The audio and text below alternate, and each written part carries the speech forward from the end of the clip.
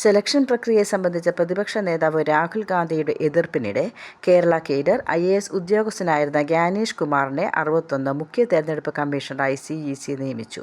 നിലവിലെ 2 തെരഞ്ഞെടുപ്പ് കമ്മീഷണർമാരിൽ സീനിയറാണ് ഗ്യാനേഷ് കുമാറിന് പകരം തെരഞ്ഞെടുപ്പ് കമ്മീഷണറായി 1989 ഹരിയാന കേഡർ IAS ഉദ്യോഗസ്ഥനും ഹരിയാന ചീഫ് സെക്രട്ടറിയുമായ വിവേക് ജോഷിയെ നിയമിച്ചു.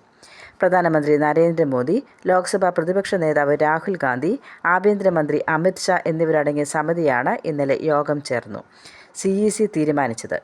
സമിതിയുടെ ഘടന സംബന്ധിച്ച് രാഹുൽ ഗാന്ധി യോഗത്തിൽ എതിർപ്പുന്നയിച്ചു.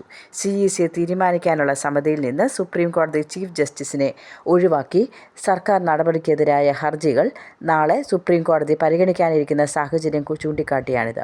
കമ്മീഷണറെ തിരഞ്ഞെടുക്കുന്നതിനിടെ അടക്കം തുടർ നടപടികളിൽ രാഹുൽ പങ്കാളിയായില്ല. നിലവിലെ CEC രാജീവ് കുമാർ 4.5 വർഷം സേവനത്തിനൊടുവിൽ ഇന്ന് സ്ഥാനമൊഴിയും. ഗ്യാനേഷ് കുമാർ നാളെ ചുമതലയേൽക്കും. UP സ്വദേശിയായ ഗ്യാനേഷ് കുമാർ 1988 ബാച്ച് IAS ഉദ്യോഗസ്ഥനാണ്. ആഭ്യന്തര മന്ത്രാലയത്തിൽ ഉദ്യോഗസ്ഥനായിരിക്കെ ജമ്മു കാശ്മീരിൻ്റെ പ്രത്യേക പദവി എടുത്തു കളയാനും അയോധ്യ രാമജന്മഭൂമി ക്ഷേത്ര ട്രസ്റ്റ് സ്ഥാപിക്കാനുമുള്ള നടപടികൾക്ക് ചുക്കാൻ പിടിച്ച 2023 നിയമമനുസരിച്ച് രൂപീകരിച്ച സെലക്ഷൻ സമിതി തിരഞ്ഞെടുക്കുന്ന ആദ്യ മുഖ്യ തെരഞ്ഞെടുപ്പ് കമ്മീഷണറാണ് ഗ്യാനേഷ്. IIT കാൻപൂരിൽ നിന്ന് സിവിൽ എഞ്ചിനീയറിംഗിൽ BTech നേടിയ ഗ്യാനേഷ് എറണാകുളം ജില്ലാ collector, Delhi Kerala house residence commissioner, വ്യവസായ വകുപ്പ് director, Kerala state cooperative bank MD എന്നീ നിലകളിലും പ്രവർത്തിച്ചിട്ടുണ്ട്.